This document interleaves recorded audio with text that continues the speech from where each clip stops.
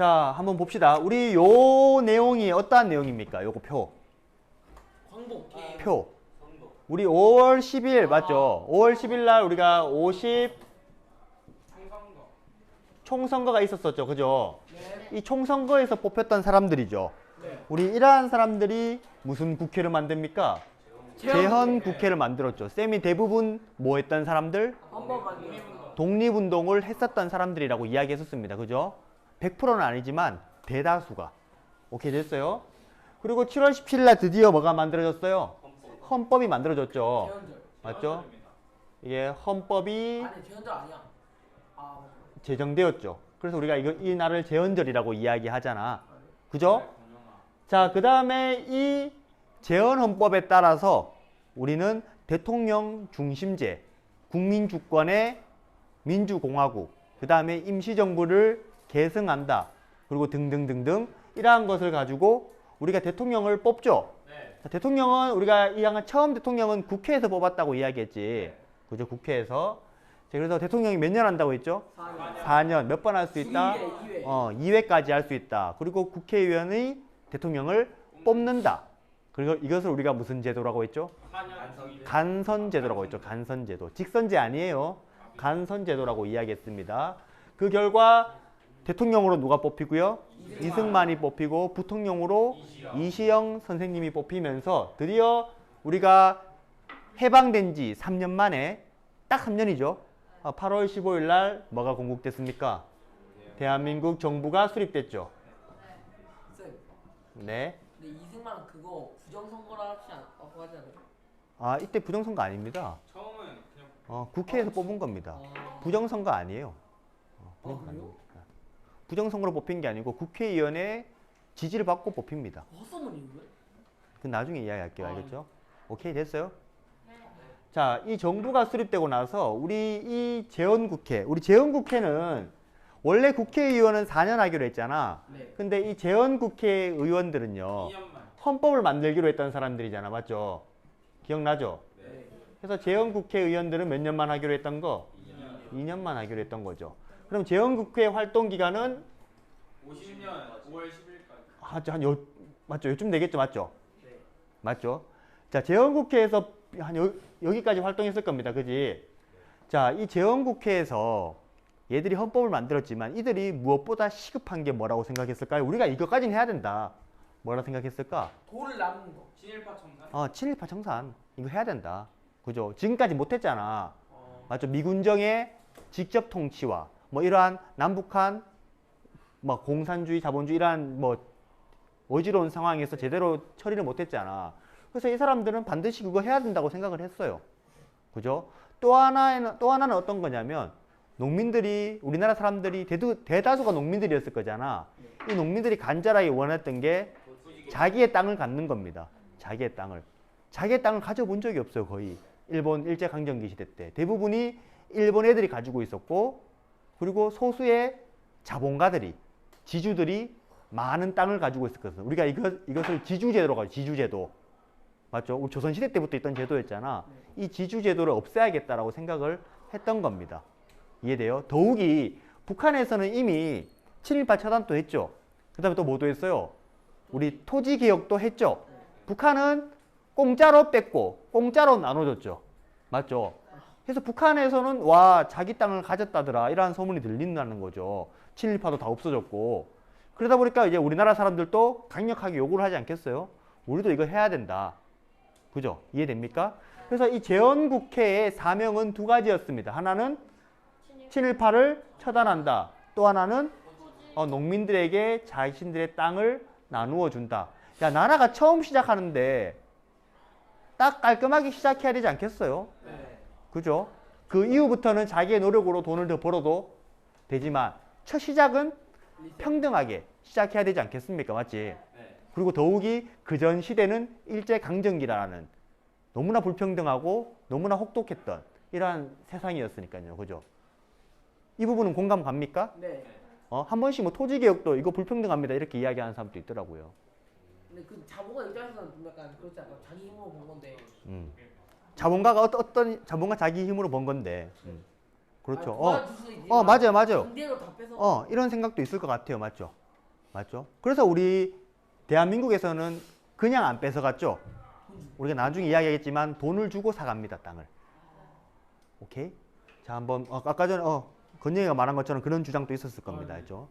자, 그럼 볼게요, 한번.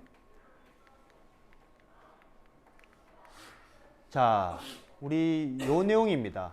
지금 우편함이 하나 있죠? 그죠? 사진 속 우편함을 자세히 보면 수신처가 받는 사람이죠. 받는 사람이 뭐라 적혀 있죠? 반민족행위 특별조사위원회, 줄여서 반민특위라고 하는 조사위원회에다가 보내는 거죠. 자, 여기에다가 뭘 넣으라고 해놨는 걸까요? 투서. 뭐를 신고하는 투서? 친일. 친일파나 민족 반역자들을 내가 알고 있으면 뭐 해라? 신고해라. 이러한 내용인 거죠. 맞죠? 거짓말하면 어떡하냐고? 그럼 정확히 재판 열어봐야죠. 재판 열어야지. 야, 봐봐. 나 너 얘 신고할래요. 야, 얘가 교권을 침해했어요. 그러면 바로 얘가 처벌받아요? 아니요. 뭐 합니까, 이제? 조사하죠. 여러분들 불러가지고 실제로 했는가 안 했는가. 그 다음에 진술도 듣고, 나의 진술도 듣고. 그렇게 해서 합리적인, 맞죠? 법이라는 게 원래 억울한 사람이 없도록 하는 거잖아. 네. 그래서 공명정대하게 심판해서 하는 거잖아. 그죠? 그래서 일단은 신고해라는 겁니다. 신고하면은 어디서 조사하겠다? 반민특위에서 조사하겠다. 이 내용인 거죠. 무슨 말인지 이해됩니까? 자, 그래서 우리 1948년 9월, 맞죠? 우리 해방한 지, 우리나라 세워진 지 얼마 안 됐죠, 맞지? 이때 바로 뭘 해버린 겁니까? 무슨 법을 만든 거? 무슨 법을 만들었죠? 우리 좀 줄여서 반민법이라고 적을게요. 민법 제정. 반민법을 제정합니다. 반민족 행위자 처벌법입니다. 그죠?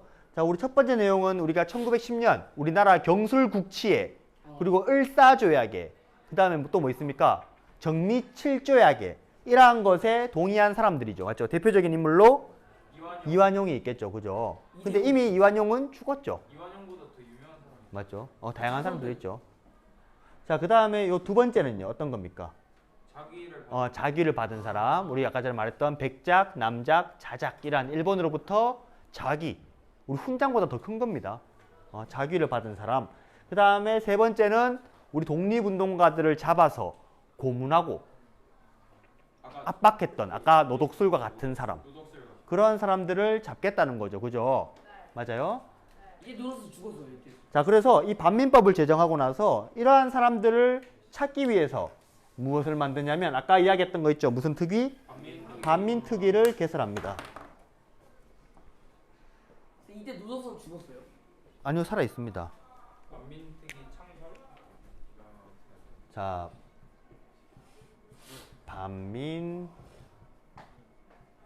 반민특위를 창설한다고 할까요? 반민특위를 만들었어요. 자, 이게 줄인 거죠. 맞죠?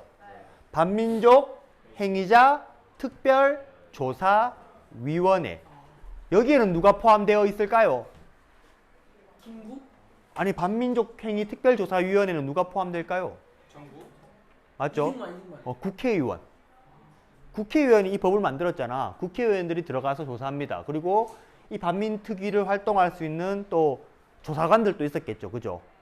맞죠? 그런 사람들을 멤버를 꾸려가지고 이제 우리 투서함 같은 걸 전국에 만들었다고 했잖아. 그렇게 신고를 받은 것들을 토대로 해가지고 조사를 하죠. 그리고 또 뭐도 만들었냐면 이러한 사람들을 재판할 수 있는 특별 재판부도 만들어서 지금 사업부. 이 재판부는 누구만 조사하는 반민족 행위자만 재판하는 이러한 재판부도 만들었습니다. 그리고 본격적으로 조사를 시작하게 됐죠. 무슨 말인지 이해됩니까? 잘 하고 있는 거잖아. 그죠? 그래서 여기 보이죠? 여기 있는 사람이 누굽니까? 노독술입니다. 맞죠? 잡혀가고 있죠? 당연히 신고가 들어왔을 거 아니에요? 그죠? 노독술, 뭐 김연수, 뭐 최린, 아까 최린 봤었죠? 그 다음 뭐 이풍아 뭐 등등등등 한 682명 뭐 이 정도들이 다 잡혀가서 조사를 받게 됩니다. 오케이? 이해됩니까? 자, 그런데 뭐냐면 이러한 조사 과정을 굉장히 싫어했던 사람이 있었습니다. 누구였을까요? 이승만? 왜? 이승만이었습니다. 이승만. 자, 우리 이 정부는요, 결국에는 우리가 무슨 정부라고 할 수 있어요? 우리 대통령 중심제잖아. 네. 이승만 좀 이승만 정부라고 할 수 있죠. 그죠? 이승만 정부가 이 반민법을 굉장히 탐탁치 않아 했습니다. 그 이유는 이승만은 무엇을 가장 최고로 했냐면, 민족 하나 쓸게요. 북한. 아, 방공아. 반공입니다, 반공. 공산주의 북한. 자, 공산주의를 막아야 된다. 자, 지금 우리 지금 바로 위에 북한이 만들어졌는데 이 공산주의자들이 무슨 활동을 할지도 모르겠는데 왜 갑자기 이걸 하고 있냐? 이거보다 중요한 거는 뭐다? 7.18 처단보다 중요한 거는 반공이다. 그리고 내가 특별조사위원회 하는 거 보니까 너무 심하게 조사한다. 이거 지금 이게 급한 게 아니라 반공이 급한 건데 이러한 이야기를 합니다. 이거 하면 되지. 이승만이 왜 그랬을까요? 자기 친일 관련된. 미국한테 잘 보여. 이승만은 사실 우리 일제강점기 동안 어디에서 활동한 사람입니까? 미국에서 활동했던 사람이죠. 그러다 보니까 상대적으로 중국에서 활동한 사람이나 한반도에서 활동했던 사람, 만주에서 활동했던 사람 이런 사람들에 비해서 자기를 지지하는 국회의원들이 적습니다. 그리고 자기를 지지하는 지지 기반이 다른 사람보다 크게 많지 않아요. 그런데 우리 예전에 대표적인 단체로 우리 자본가들이 만들었던 정당 기억납니까? 한민당이라고. 한민당은 이승만 정부를 적극 지지하거든. 그런데 이러한 사람들이 이러한 법들을 상당히 마음에 안 들어 하는 거죠. 이해됩니까? 그래서 이러한 이승만 정부는 자기의 지지 기반, 안 그래도 약한 자기의 지지 기반을 더 잃어버릴 수도 있으니까 그 지지 기반들을 마련하기 위해서 그리고 이 반공, 공산주의를 막아야 된다라는 기조 아래 이러한 것을 굉장히 반대합니다. 그래서 49년 6월이 되면요. 대대적으로 이승만 정부의 반격이 시작됩니다. 이러한 것들을 막기 위한 반격. 우리 여기다가 이승만 정부의 반대라고 쓸게요.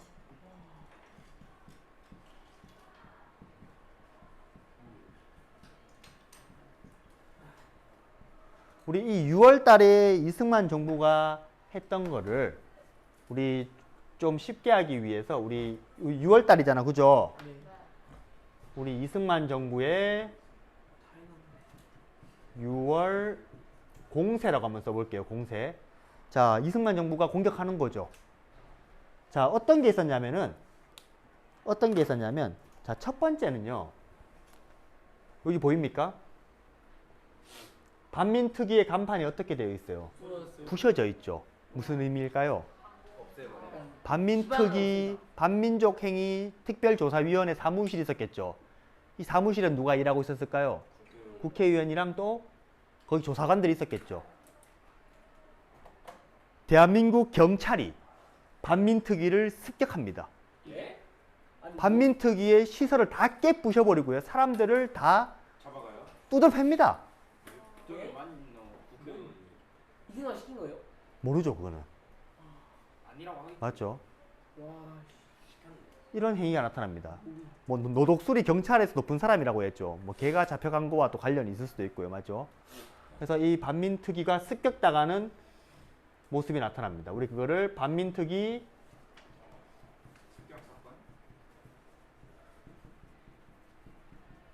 습격 사건이라고 이야기합니다. 이 조사관들이 얼마나 분통 터졌겠어요. 분통이.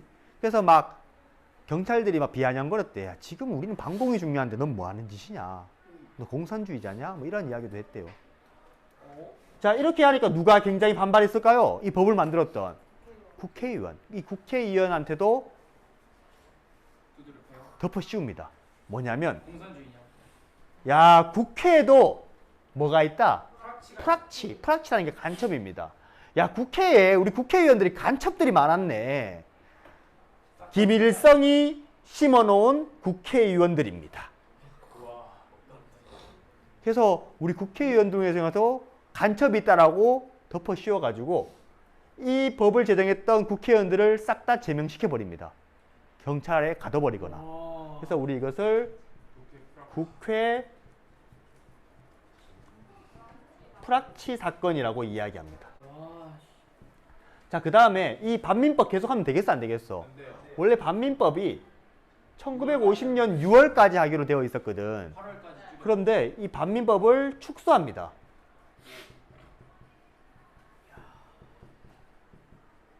그래서 이 50년에서 언제까지요? 이 8월까지로 반민법을 축소해 버립니다. 그러면 몇 달밖에 못한 겁니까, 실제로? 우리 이때 만들어졌으니까 11개월. 1년 했어요? 아니요. 1년도 못했죠. 제대로 된 조사가 됐을까요? 그리고 이렇게 이승만 정부가 반대하는데 제대로 잘 안 됐겠죠. 그리고 이 시기에 이구가 김구쌤도 돌아가십니다. 김구쌤 총 맞죠? 6월 달에. 그죠? 안두희라고 하는 사람한테 총을 맞아서 안 되는 서거하게 됩니다. 응? 자, 아무튼 이 반민법을 축소해서 이렇게 결국에는 이 반민법이 축소되면서 우리 8월 달에 뭐가 해체됐을까요? 반민특위. 반민특위가 해산된다. 해체된다, 뭐 해산된다 보면 되겠죠. 그럼 결국적으로 우리가 친일파 처단을 제대로 했다 안 했다. 자, 이렇게 적을게요, 쌤은. 자, 친일파 처벌이 그냥 실패했다라고 쓸게요. 그 이유는 뭐냐면, 자, 우리 682건의 건수가 들어왔고요. 영장 발부, 잡아오세요 했던 게 408명, 기소, 이제 검사가 기소했던 게 221명, 재판 종결이 38명입니다. 그런데 이 사람들은 처벌받아야겠죠, 맞죠? 그런데 대부분 다 흐지부지 풀려납니다. 그래서 실제로 제대로 처벌받은 사람은 없다라고 보시면 됩니다. 알겠죠? 실패죠, 그죠? 실패. 맞죠? 자, 아무튼 우리 또 두 번째 염원이 뭐였습니까? 이게 첫 번째였고요. 두 번째는요. 두 번째 염원은 뭐였을까요? 우리 토지개혁이었죠, 그죠? 토지개혁. 그죠? 그래서 실제로 이승만 정부는 우리 국회의원들이죠, 맞죠? 재헌국회가 1949년 6월 무슨 개혁법을 했을까요? 농지개혁법을 만들어냅니다. 그래서 다음 농지는 적당한 보상으로 정부가 수매한다 적혀 있죠. 정당한 보상으로. 북한에는 무상몰수, 무상분배라고 했죠. 반면에 남한에서는 유상, 몰수, 유상, 분배입니다. 그래서 땅을 받은 농민들은 5년 동안 돈을 갚아야 돼요. 그 다음에 땅을 몰수당했던 사람들은 5년 동안 그 보상을 받습니다. 이러한 것을 통해서 농지개혁법이 이루어집니다. 그리고 실제로 국가에서 얘들한테 그러니까 돈을 지불할 수 있는 재정이 부족했던 거야. 그래서 이승만 정부에서는 무엇을 만들어서 지가증권이라는 것을 만들어서 뭐 나중에 보상해 줄게, 이러한 이야기도 했대요. 알겠죠? 자, 우리 한번 이 농지개혁법의 한번 결과를 볼까요? 결과. 우리 일단 한 개부터 볼게요. 한 개. 이 농지개혁법이 실제로 이제 잘 될지 모를지 모르겠지만 일단은 진행이 되고 있었죠. 근데 진행 중에 뭐가 터져버립니까? 6.25 전쟁이 터져버리죠. 그래서 6.25 전쟁으로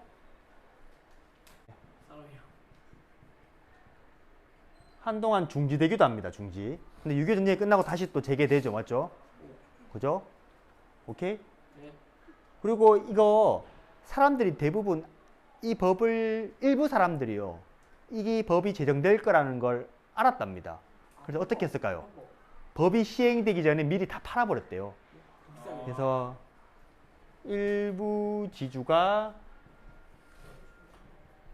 사전에 다 땅들을 처분해 버렸답니다.